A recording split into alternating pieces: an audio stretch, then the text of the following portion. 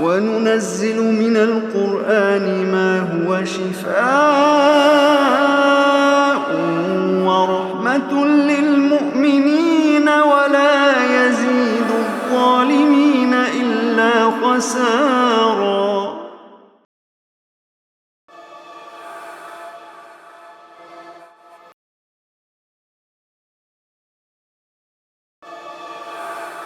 انا انزلنا الیک الکتاب بالحق، بے شک نبی صلی اللہ علیہ وسلم ہم نے کتاب آپ کی طرف حق کے ساتھ نازل کی ہے، لتحکم بین الناس بما اراک اللہ، تاکہ جو اللہ نے آپ کو دکھا دیا ہے، جو آپ کو اللہ نے بصیرت عطا فرمائی ہے، اب اس کتاب اللہ کا کام یہ ہے کہ آپ اس قرآن کے ذریعے سے لوگوں کے درمیان فیصلے کریں، آپ اسے قانون بنائیں، اسے آپ کا آئین ہونا چاہیے۔ اسرائیل جیسی ناجائز ریاست جب بنی ہے نا، سوال پیدا ہوا کہ اسرائیل کا کوئی کانسٹیٹیوشن ہونا چاہیے، کوئی آئین ہونا چاہیے۔ ناجائز ریاست کے ناجائز ٹھیکیداروں نے کہا جب ہمارے پاس کتاب اللہ موجود ہے تو ہمیں کسی انسانی آئین کی کوئی ضرورت نہیں ہے۔ اور کتنی حیرت انگیز بات ہے، جسے وہ کتاب اللہ سمجھ رہے ہیں نا، وہ تورات اپنی اصل حالت میں موجود ہی نہیں ہے۔ آج بھی اسرائیل کا کوئی آئین نہیں ہے، کوئی کانسٹیٹیوشن نہیں ہے، حالانکہ ان کے پاس کتاب اللہ نہیں ہے۔ ہم 100% محفوظ اور کامل کتاب اللہ رکھتے ہیں، اس کے باوجود بھی ہمارے لیے انسانی ہاتھوں کا بنایا ہوا آئین اتنا مقدس ہے، اتنا پوتر ہے کہ اس آئین کی کسی ایک شق کو توڑنا سزائے موت ہے، سزائے موت۔ آج کل آپ وہ سن رہے ہوں گے نا بار بار، فلاں نے آئین توڑا اس کو موت کی سزا، فلاں نے آئین توڑا اس کو موت کی سزا۔ وہ جو انسانوں کا بنایا ہوا قانون ہے اس کو توڑنے کی سزا موت ہے۔ وہ جو قانون اللہ نے عطا فرما رکھا ہے جس کو تم روز توڑتے ہو، اس کو توڑنے کی کوئی سزا نہیں۔ یہ کیسا انصاف ہے؟ فرمایا ہم نے کتاب اللہ اس لیے نازل کی تھی کہ تم اس کے بتائے ہوئے قوانین کو نافذ کرتے۔ وَلَا تَكُن لِّلْخَائِنِينَ خَصِيمًا، اور آپ خیانت کرنے والوں کی طرف سے جھگڑا کرنے والے نہ بنے۔ وَاسْتَغْفِرِ اللَّهَ، اور اللہ سے بخشش مانگے۔ إِنَّ اللَّهَ كَانَ غَفُورًا رَحِيمًا، بے شک اللہ بہت بخشنے والا، ہمیشہ رحم فرمانے والا ہے۔ وَلَا تُجَادِلْ عَنِ الَّذِينَ يَخْتَانُونَ أَنفُسَهُمْ، اے نبی صلی اللہ علیہ وسلم جھگڑا نہ کیجیے ان کی طرف سے جو اپنے آپ سے خیانت کرتے ہیں۔ ان اللہ لا يحب من كان خوانا اثیما، بے شک اللہ اسے پسند نہیں فرماتے جو خیانت کرنے والا اور گناہگار ہو۔ یستخفون من الناس، وہ اپنے ارادے لوگوں سے چھپا سکتے ہیں، ولا یستخفون من اللہ، اللہ سے نہیں چھپا سکتے۔ وہو معہم، اور وہ ان کے ساتھ ہوتا ہے۔ اذ یبیتون ما لا یرضی من القول، جب وہ رات کو کسی ایسی بات کا مشورہ کرتے ہیں جس سے اللہ خوش نہیں ہے۔ وَكَانَ اللَّهُ بِمَا يَعْمَلُونَ مُحِيطًا، اور جو کچھ یہ کر رہے ہیں اللہ اس کا احاطہ کرنے والے ہیں۔ ہاں انتم ہؤلاء، اے مسلمانوں سنو یہ تم ہی ہو، جادلتم عنہم فی الحیات الدنیا، جو ان سے جھگڑا کرتے ہو دنیا کی زندگی میں۔ فَمَن يُجَادِلُ اللَّهَ عَنْهُمْ يَوْمَ الْقِيَامَةِ، کون جھگڑا کرے گا اللہ سے ان کے بارے میں قیامت کے دن؟ اَمَّن يَكُونُ عَلَيْهِمْ وَكِيلًا، کہ کون ان کا وکیل ہوگا؟ وَمَن يَعْمَلْ سُوءًا، اور جس نے کوئی برائی کی، او یظلم نفسہ، یا اس نے اپنے آپ پر ظلم کیا، ثم یستغفر اللہ، پھر اس نے اللہ سے بخشش مانگی۔ انسان جب گناہوں کے بوجھ تلے دب جاتا ہے تو اس کے اوپر ایک مایوسی کی کیفیت طاری ہوتی ہے،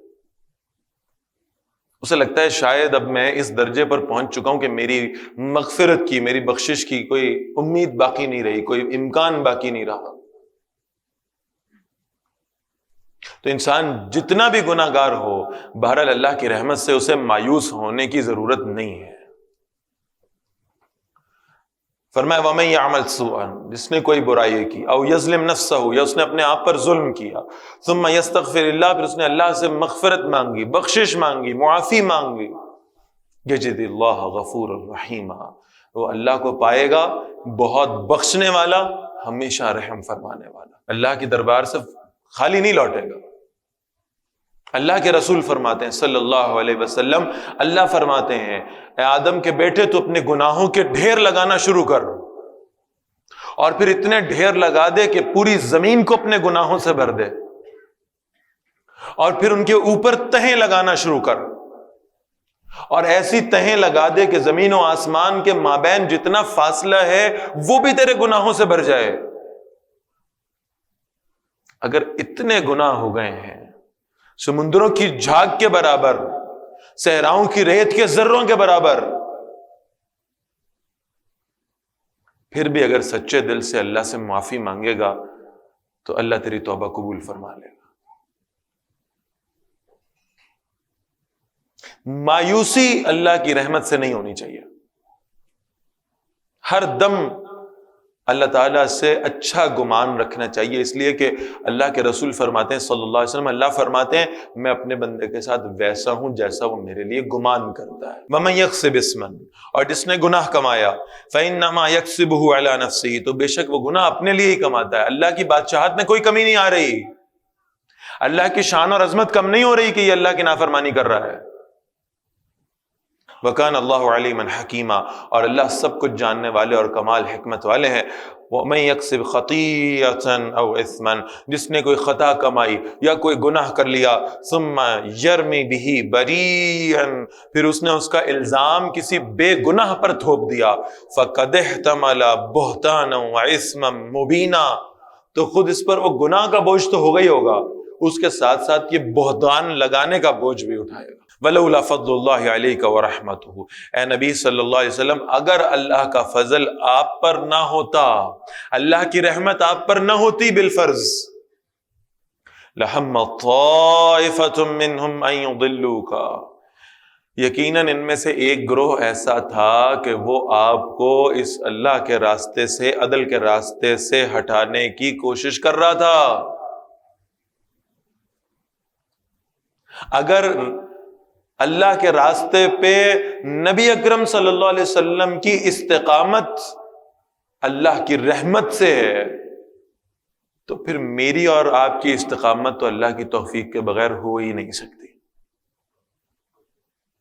لہٰذا اللہ سے بار بار یہ مانگتے رہنا کہ اللہ ہمیں استقامت علی الدین اختیار کرنے کی توفیق عطا فرمائے۔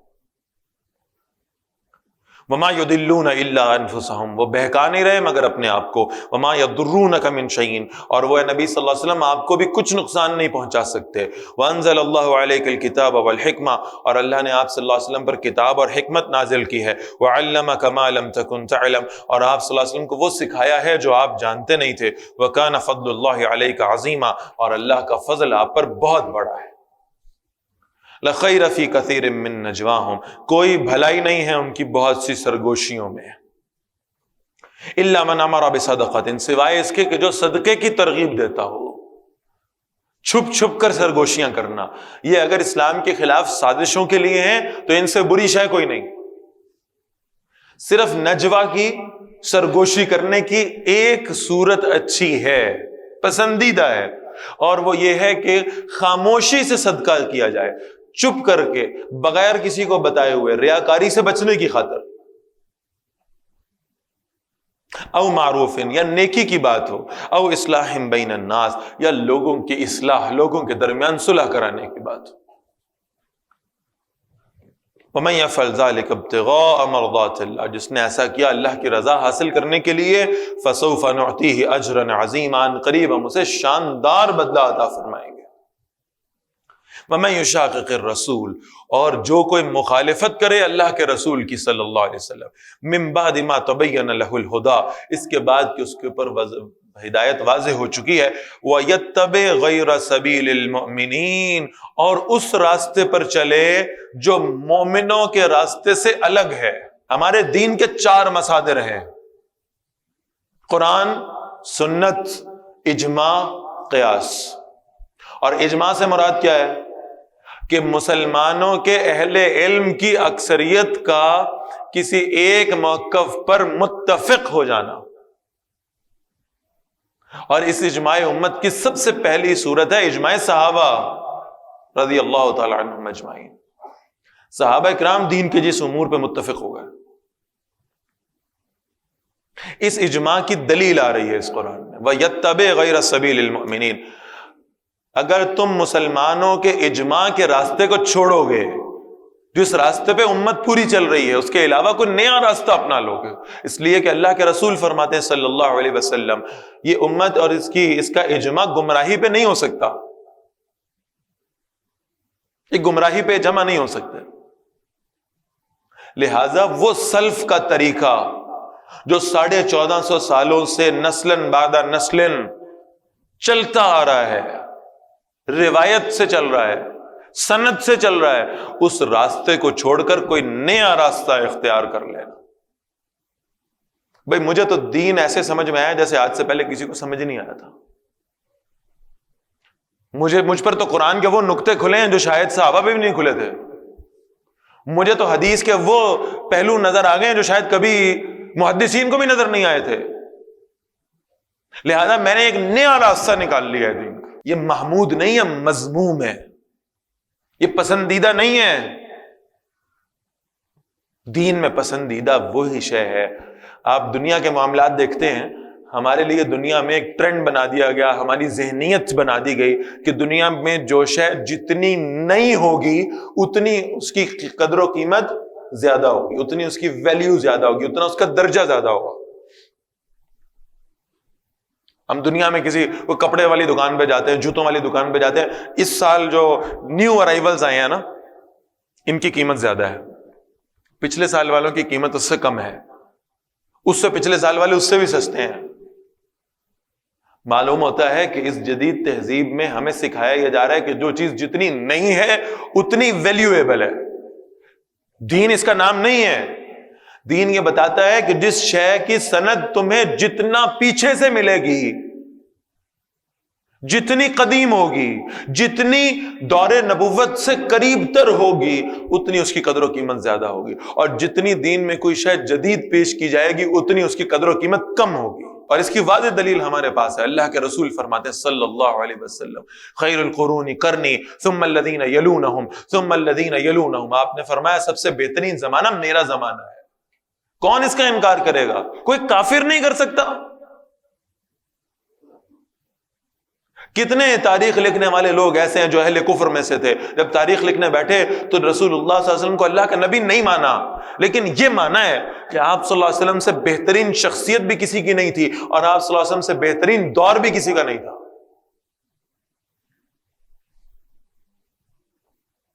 کون بے وقوف ہوگا جو انکار کرے گا کہ خلافت راشدہ جیسا بہترین نظام کائنات نے نہ اس سے پہلے کبھی دیکھا، نہ قیامت تک دیکھ پائے گا۔ لہذا اس بہترین دور کی طرف واپس لوٹنا، اور جسے ہم جدیدیت کہہ رہے ہیں وہ تو اصل میں جدیدیت نہیں ہے، وہ ماڈرنزم نہیں ہے، وہ اصل میں جاہلیت جدیدہ ہے۔ آپ کبھی اس پہ غور کر کے دیکھیں، وہ سب چیزیں جو رسول اللہ صلی اللہ علیہ وسلم سے قبل اس جاہلیت کے زمانے میں عام تھیں، وہ آج کے ماڈرن دور کے اندر بھی ویسے ہی عام ہو رہی ہیں۔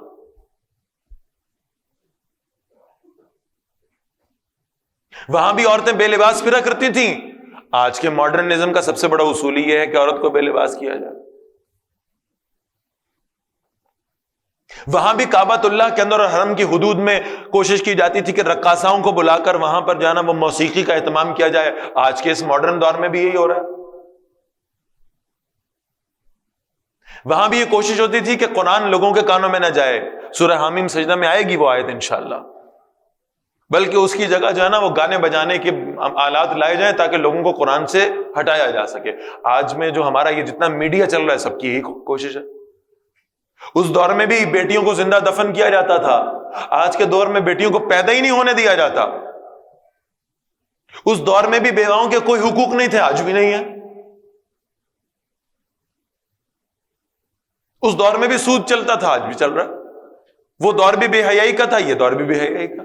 ایک جدید جاہلیت کے دور میں ہیں ہم اس وقت، اور اس سے نجات کا ایک ہی طریقہ ہے، اس قدیم دور کی طرف، اس نبوی دور کی طرف واپس جانے کی کوشش کرنا، وہ تہذیب جو ملت اسلامیہ کی تہذیب تھی رسول اللہ کے دور میں صلی اللہ علیہ وسلم، صحابہ کے دور میں، خلافت راشدہ میں، اس تہذیب کو واپس لے کر آنا، صرف یہ انسانیت کی نجات کا ذریعہ، اس کے سوا اور کوئی نہیں۔ تو فرمایا وَيَتَّبِعْ غَيْرَ سَبِيلِ الْمُؤْمِنِينَ، اور جو اس راستے پہ چلے جو ایمان والوں کے راستے سے الگ ہے، کوئی نئی شے لانے کی کوشش کرے، نَوَلِّهِ مَا تَوَلَّى، ہم اسے پھیر دیں گے جدھر وہ خود پھرا ہے، وَنُصْلِهِ جَهَنَّمَ، اسے ہم جہنم میں ڈالیں گے، وَسَاءَتْ مَصِيرًا، اور وہ بہت بری لوٹنے کی جگہ ہے۔ إِنَّ اللَّهَ لَا يَغْفِرُ أَن يُشْرَكَ بِهِ، پھر ایک مرتبہ اسی بات کا اعادہ کیا جا رہا ہے، بے شک اللہ یہ معاف نہیں کریں گے کہ اللہ کے ساتھ شرک کیا جائے، وَيَغْفِرُ مَا دُونَ ذَلِكَ لِمَن يَشَاءُ، اس کے علاوہ اللہ جو چاہیں گے معاف فرما دیں گے۔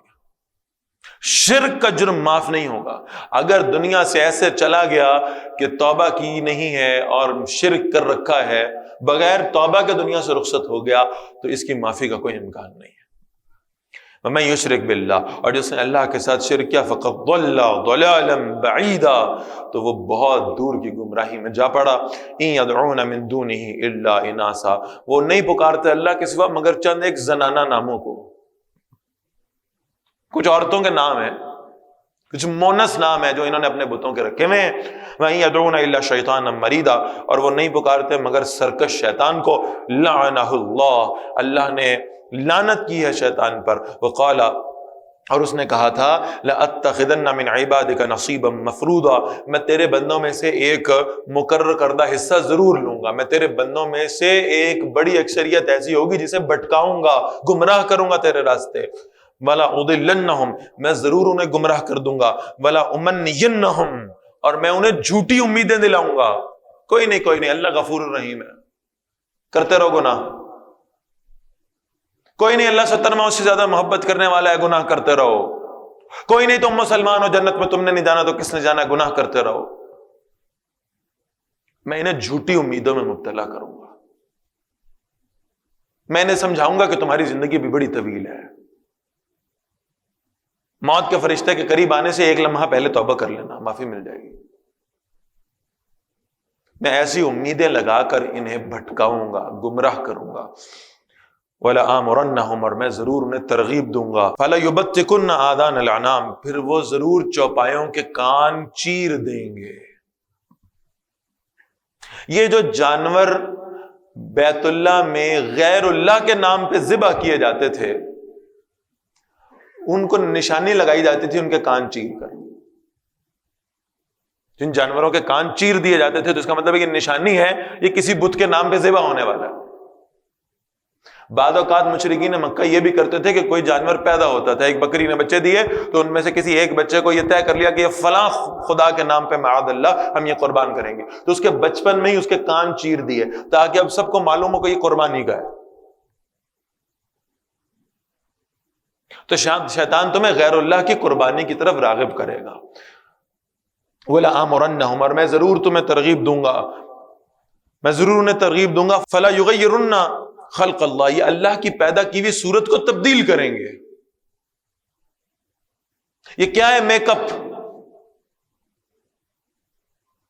کیا تم مطمئن ہو جیسے اللہ نے تمہیں پیدا کیا، اور کیا تم اس پر مطمئن نہیں ہو اور اپنی شکلوں کو تبدیل کرنے کی کوشش کرتے ہو؟ کیا تمہیں اللہ کی تخلیق پسند نہیں ہے؟ انسان کس قدر بے وقوف ہے۔ کسی سے پوچھیں جو اللہ کی بنائی ہوئی اس تخلیق میں تبدیلی کی کوشش کرتا ہے، اس سے پوچھیں کیوں کر رہے ہو، وہ کہتا ہے حسین بننے کے لیے، حسین بننے کے لیے۔ اور اللہ فرما رہے ہیں فَأَحْسَنَ صُوَرَكُمْ، ہم نے تو تمہاری صورتیں احسن بنائی ہیں۔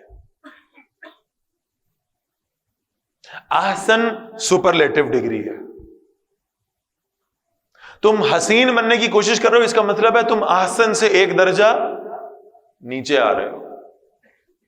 کیا عجیب بے وقوفی ہے۔ اللہ نے تمہیں سب سے بہترین بنایا، لہذا اللہ کی تخلیق پر اطمینان رکھنا سیکھو۔ مانو اس بات کو کہ اللہ نے مجھے جیسا پیدا فرمایا بہت اچھا بنایا، بہت بہترین بنایا۔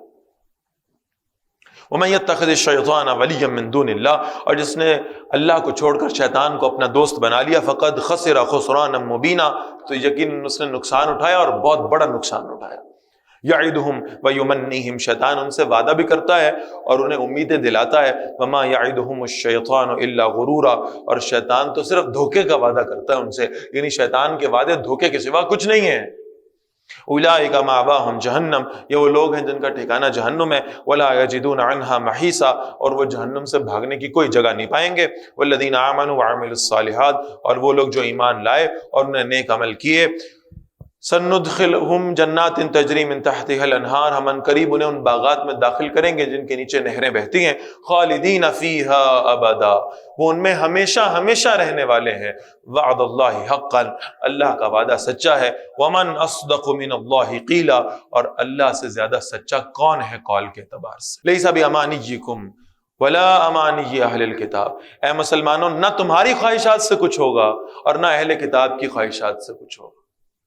من یعمل سوءا یجزا بہ، جو کوئی برائی کرے گا اسے اس کی جزا دی جائے گی۔ ولا یجد لہ من دون اللہ ولیا ولا نصیرا، اور وہ اپنے لیے اللہ کے سوا نہ کوئی دوست پائے گا نہ مددگار پائے گا۔ ومن یعمل من الصالحات من ذکر او انثی، جس نے اچھا عمل کیا خواہ وہ مرد ہو یا عورت ہو، وہو مؤمن، اور وہ مومن بھی ہو، فاولئک یدخلون الجنہ، یہ لوگ جنت میں داخل ہوں گے۔ ولا یظلمون نقیرا، ان پر ایک تل کے برابر بھی ظلم نہیں کیا جائے گا۔